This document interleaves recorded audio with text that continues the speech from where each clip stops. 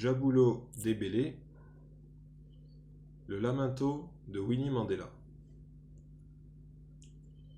La première descendante. Les jaunes Mofolo, soumis à de fortes pressions, finit par céder. Il quitte sa femme et ses 5 enfants. Il ne peut pas rester, assis à regarder s'effondrer le monde autour de lui. La sécheresse. Les hautes herbes du Lesotho n'ont pas vu la pluie depuis de nombreuses années. Le roi a exhorté à la prière, mais Dieu silencieux, comme le ciel limpide et brûlant, n'a pas répondu. Un homme se doit de prendre soin de sa femme et de ses enfants. Un homme se doit de nourrir les siens, de leur fournir des vêtements, de leur construire une maison digne de ce nom. La sécheresse a grillé tout le maïs. Pourtant, le jaune se rend fréquemment au champ, sachant qu'il ne trouvera rien d'autre que des mottes sèches labourées depuis les dernières semailles. Quelques plants de maïs, dont l'enthousiasme de leur jeune vie, ont percé les mottes avec leurs tiges minces et curieusement solides, en quête du soleil. Mais le maïs n'a jamais poussé plus haut qu'un pied. Une tempête imprévisible a fouetté la terre avec des grêlons et déchiqueté les petites feuilles sur les tiges fragiles. Elles n'en sont jamais remises. Elles ne s'en sont jamais remises. La dernière pluie violente a été suivie par une canicule impitoyable, laissant le maïs mourir de soif. C'est alors qu'un homme se met à contempler les montagnes découpées du pays qu'il aime, comme s'il les remarquait pour la première fois, à la recherche de réponses. Elles le fixent à leur tour, silencieuses comme Dieu et les cieux. Un silence inoubliable, car il porte sur ses épaules le poids de la solitude. Le silence devient de la solitude devient du silence. Dans ce monde de silence et de solitude émergent des aspirations inexplicables. Vers quoi? Qu'importe, elles poussent un homme à se lever et à se bouger. Y a-t-il un lien avec le sentiment diffus que le destin de ce jeune maïs est comparable à celui de ses enfants? Est-ce ce genre d'impulsion qui a poussé tant d'hommes pendant plus d'un siècle à se retrouver dans une longue file d'attente devant l'agence de recrutement pour les mines d'Afrique du Sud?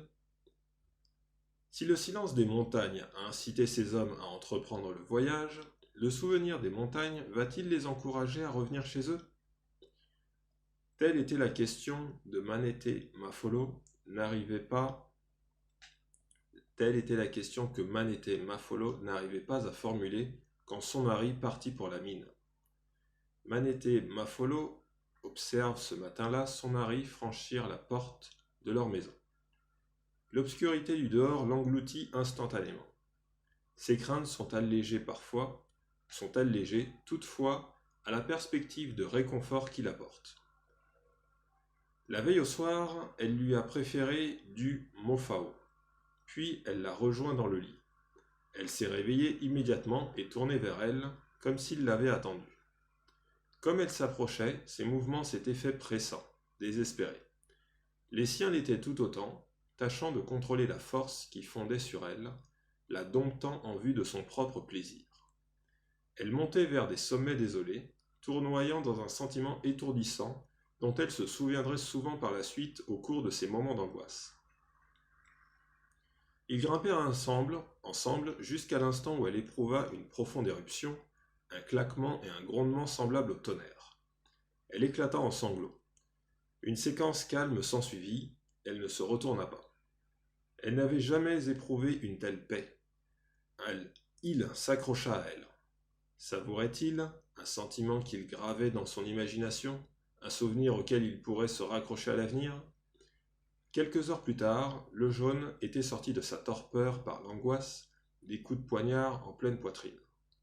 L'heure du départ, Manete n'était plus à ses côtés.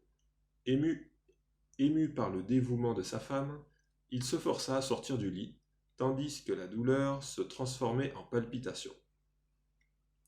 Il ne la méritait pas. Il était sur le point de la quitter, qui plus est, mais l'heure était venue de partir. Manete Mafolo observe son mari franchir la porte de la maison bien avant le lever du soleil. Comme l'obscurité l'avale, elle songe chaleureuse et protectrice au Mofao qu'elle lui a préparé. Il le mangera quand il aura faim. Dans sa valise, ses vêtements sont propres, de même sa couverture, de même sa cagoule en laine. Il sera bien couvert en attendant que le soleil se pointe en chemin. Le souvenir d'elle formera un halo, le protégera du danger. Quel mélange de sentiments l'avait porté aux larmes en faisant l'amour. Ce qui doit advenir adviendra.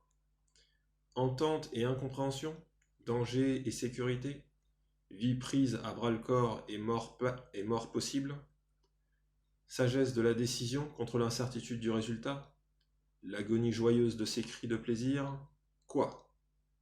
En temps réel, les événements se succèdent lentement. Mais quand on regarde en arrière, tout semble s'être déroulé très vite. Au début, le jaune envoie diligemment de l'argent et revient régulièrement. Il s'inquiète pour son épouse. Il connaît les pressions auxquelles sont soumises chez lui les femmes en l'absence de leur mari. Mais il se rassure. Manété ne fait pas partie du lot commun.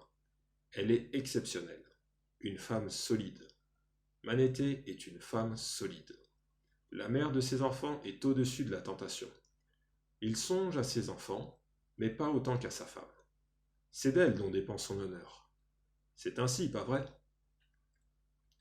L'érosion de la fermeté éthique et morale ressemble à celle qui touche une montagne, grignotée de façon imperceptible par le soleil, la pluie et le vent. Soudain, si on y regarde de près, on s'aperçoit qu'un petit bout de la montagne, que l'on connaissait bien, a disparu. De la même manière, l'image de sa famille se recroqueville dans l'esprit de Lejeune à mesure qu'il enchaîne les périodes de service dans les mines. Elle s'érode sous l'effet de la routine, du roulement des équipes, du forage au fond de la terre, avec la peur persistante de mourir dans un éboulement, des tournées entre amis dans les townships le week-end. Son regard s'accroche à celui d'une femme. Son embarras est lessivé par la bière. La musique d'accordéon, accompagnée des tam-tams grossiers mais vibrants, fabriqués avec des boîtes de conserve, des chambres à air usagées et une bague de capsules faisant office de percussion. Une invitation hebdomadaire à la luxure. Chez lui, il ne se rendait jamais dans ce genre d'endroit. Aujourd'hui, il s'y trouve bel et bien, confronté aux horizons croissants de la vie urbaine. Avec le temps, il sape la culpabilité face aux écarts de conduite. Une fois, il fait le serment qu'à son prochain retour à la maison, il fera venir un photographe afin de conserver l'image de sa famille. Il a remarqué que, dans les baraquements, certains hommes allongés sur leur couchette contemplent avec nostalgie des photos de leur famille, collées sur le lit au-dessus d'eux. Mais le jaune n'y parvient jamais. Ses excuses sont aussi peu convaincantes que ses bonnes résolutions de revenir chez lui à l'issue de chaque contrat de 9 mois. Ce n'est pas facile de dénicher un photographe dans les zones rurales, se dit-il quand il se souvient de son serment. Avec le temps, ses visites au pays se font moins fréquentes. L'argent qu'il envoie au compte-gouttes à sa famille finit par se tarir. Même son langage se modifie. Il se permet quelques termes en Setswana, dans son Sesotho maternel comme Wetse, quelques mots d'anglais comme OK ou bien papa ou mama, comme salutation à la place de ntate ou de mne. Cela lui confère un zeste de sophistication urbaine. Cela va de pair avec un nouveau look emblématique, l'image de celui qui s'est rendu tout là-bas, une attitude qui est un mélange d'affranchissement, sans retour en arrière et d'abandon de toute retenue, le look de celui qui sait, comme le dédale des horaires des trains de banlieue, la maîtrise des signes pour indiquer sa destination au taxi collectif, la complexité des comptes bancaires, le souvenir du premier repas dans un restaurant ou le déploiement du City Press dans un train. Des journaux comme Lesiginyala la Basotho, Opinion des Basotho, et Moeletsi Oa Basotho, Conseil au Basotho, ne conviennent pas à des instants aussi subtils, élargis par les radios diffuses en ondes courtes. Dans ce monde-là, le jeune se surprend à chanter en même temps que les annonces publicitaires vantant les mérites du café instantané Frisco.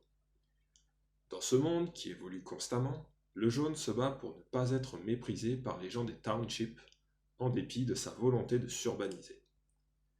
Combien de temps faut-il pour devenir citadin? Un homme se doit de s'adapter vite et de cultiver son attitude. Un look plein de Aikona, ancien contre moderne, jusqu'à l'avènement du moderne. Un test intervient régulièrement lors de ses retours à la maison, désormais très rares. Le jaune aspire à ces moments de confirmation, notamment quand il lit dans le regard des gens de son village le respect et la jalousie. À cet instant, il découvre et redécouvre son Lesotho. Rural, il a vécu toutes ces années pour s'en rendre compte.